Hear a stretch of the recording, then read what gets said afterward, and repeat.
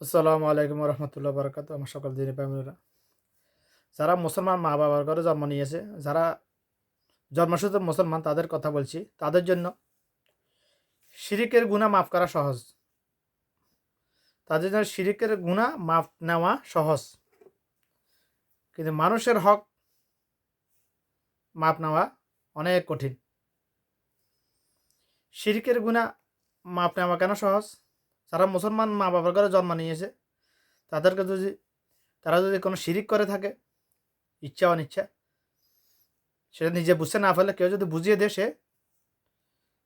সেটা স্বীকার করে, তবে কারো সুযোগ পায়। কিন্তু মানুষের হক মাফ নেওয়া কেন কঠিন? মানুষের হকের মধ্যে অনেক প্রকারের হক। মানুষের হক মাফ নেওয়া এই জন্য কঠিন, মানুষের হক নষ্ট করা হারাম, এটা মনে করতেছে না মুসলমানরা। যারা মুসলমান দাবি করতেছে, তারা মানুষের হক, মানুষের যাবতীয় হক নষ্ট করা হারাম, এটা মানুষ স্বীকার করতেছে না। মানুষের হকের মধ্যে অন্যতম হলো সবচেয়ে ভয়াবহ, যেটা আমার কাছে মনে হয়, যেটা যে মানুষের হকের মধ্যে যে হকটা মানুষকে বেশিরভাগ মানুষকে জাহান্নামের দিকে নিয়ে যাবে, সেটা হলো গীবত। গীবত গীবতটা আমরা হারামে মনে করি না। আল্লাহ রাসূল সাল্লাল্লাহু আলাইহি ওয়াসাল্লাম বলছে গীবত করা হারাম। গীবত করাকে আল্লাহ রাসূল সাল্লাল্লাহু আলাইহি ওয়াসাল্লাম মৃত ভাইয়ের গোশত খাওয়ার সাথে তুলনা করেছেন। গীবত করা আর অন্যের সম্পদ লুণ্ঠন করা একই প্রকারের গুনাহ। গীবত করা আর অন্যের অর্থ সম্পদ মেরে খাওয়া একই ধরনের গুনাহ। কিন্তু গীবতের গুনাহ মাপ নেওয়া কেন কঠিন? গীবতকে তো আমরা হারামে মনে করতেছি না। গীবত বর্তমান যুগে আগেও ছিল, তবে এখন অনেক বেড়ে গেছে আর কি। সৃষ্টির শুরু থেকে গীবত ছিল, তবে এখন বেশি ভয়াবহ রূপ ধারণ করেছে। গীবত মানুষের কাছে এখন চা নাস্তা হয়ে গেছে। এক হাতে চিকেন টানতেছে, এক হাতে চা পান করতেছে, খাইতেছে। বাংলাদেশে চা খায়, পাকিস্তানের বলে আর কি। যাই হোক, মুখ দিয়ে গীবত চলতেছে। আবার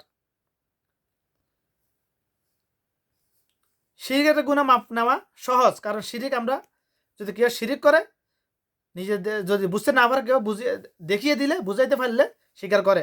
কিন্তু গীবত কথা আমরা হারামে মনে করতেছি না। এটা অন্যের হক, এটা ভয়াবহ পাপ, এটা আমরা পাপে মনে করতেছি না। যেটাকে আমরা হারামে মনে করতেছি না, পাপ মনে করতেছি না, ওটা থেকে আমরা মাপ চাওয়া তো প্রশ্ন আসে না। এখানে প্রশ্ন আসে না। আমার নিজেরও গীবত থেকে বাঁচতে অনেক কষ্ট হইতেছে। গীবত থেকে বাঁচা অনেক কঠিন, আবার একেবারে সহজ। গীবত থেকে বাঁচা অনেক কঠিন কেন? গীবত থেকে বাঁচতে হলে আপনাকে সমাজ ত্যাগ করতে হবে, সোসাইটিতে ত্যাগ করতে হবে, জঙ্গলে চলে যেতে হবে। একজন মানুষের পক্ষে এটা সম্ভব না, কষ্টকর। আবার সহজ কেমনে? একেবারে সহজ। গীবত থেকে বাঁচা যত কঠিন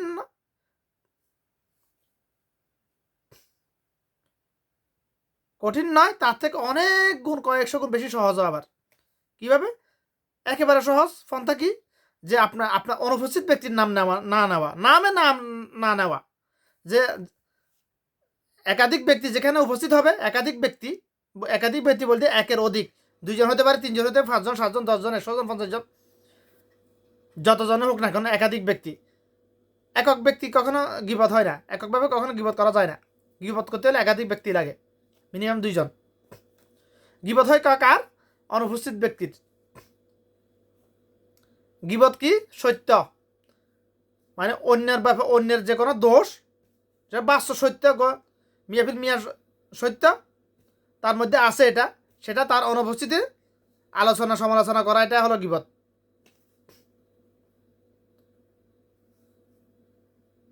গীবত গীবত থেকে বাঁচা সহজ কিভাবে হবে? একেবারে সহজ। কখন? যখন অনুপস্থিত ব্যক্তির নামও নিবেন না, অমুক লোকটা কেমন আছে এটাও জিজ্ঞাসা করবেন না। যখন একাধিক ব্যক্তি একটি জায়গায় উপস্থিত হবেন, অনুপস্থিত ব্যক্তির নামও নিবেন না, চেষ্টা করবেন।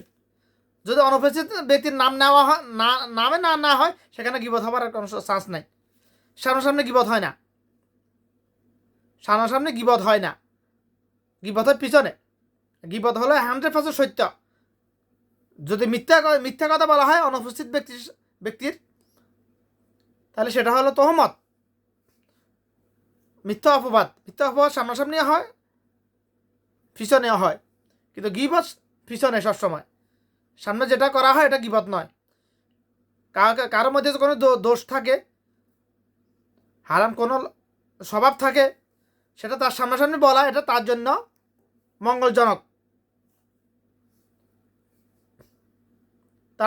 মঙ্গলজনক, এটা ওহির নেয়।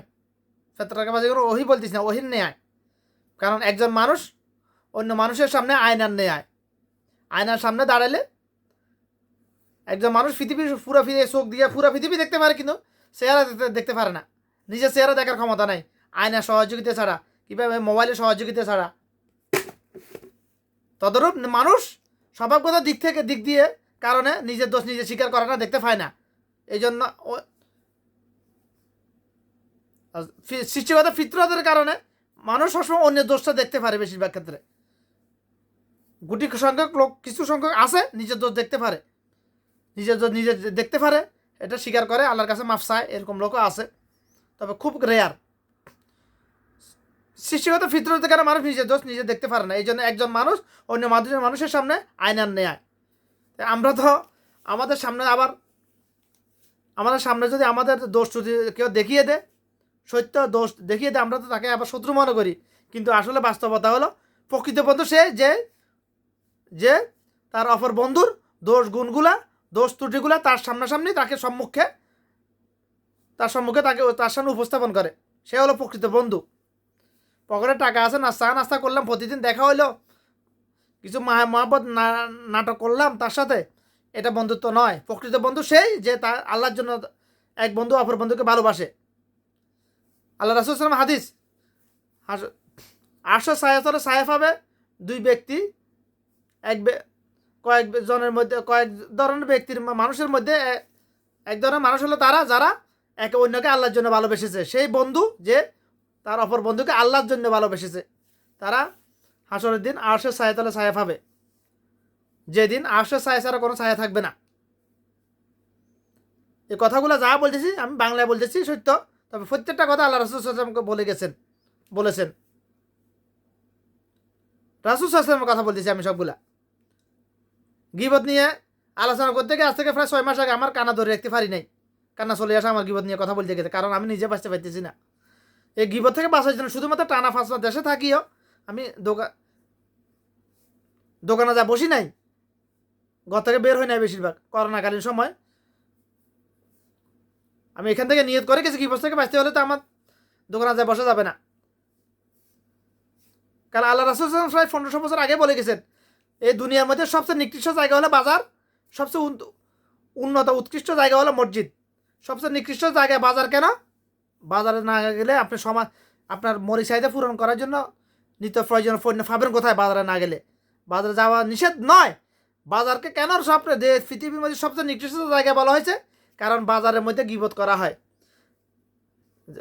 মানুষের যে সবচেয়ে ভয়াবহ পাপ, যেটার কারণে বেশিরভাগ মানুষ জাহান্নামে যাবে, সেটা হলো গীবত।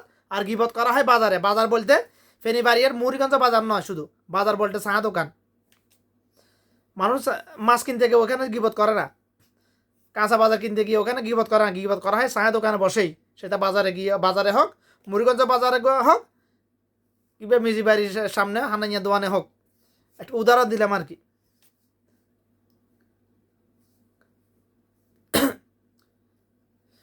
এই দুনিয়ার মধ্যে সবচেয়ে উৎকৃষ্ট জায়গা কি? মসজিদ। সবচেয়ে নিকৃষ্ট জায়গা হলো বাজার। কেন সবচেয়ে নিকৃষ্ট জায়গা বাজার? বাজারে কি করা হয়? গীবত সবল করা হয়। আর গীবত করলে সবল করি ফ্রি। গীবত করলে সবল করি ফ্রি, 100% মিয়া, এক জাররা পরিমাণ এতে কোনো মিস হবে না। এটা গীবত করলে সবল করি ফ্রি। কিন্তু গীবত থেকে বাঁচা কঠিন, যত চেষ্টা করে, কিন্তু সবল করি থেকে বাঁচা সহজ। যদি সে সবল করিকে হারাম মনে করে, যে বুঝতে পারে, সুস্থ মস্তিষ্কে যদি হয়ে থাকে কোনো ব্যক্তি, মানুষ হয়ে থাকে, এমন সে যে তার মধ্যে যদি সামান্য ন্যূনতম এলেন থাকে, দিনই এলেন থাকে যে সবল করা হারাম। কারণ একটি পরিবারে, একটি সমাজে, একটি রাষ্ট্রে ফিতনার সৃষ্টি হওয়ার অন্যতম কারণ হলো সগলখড়ি।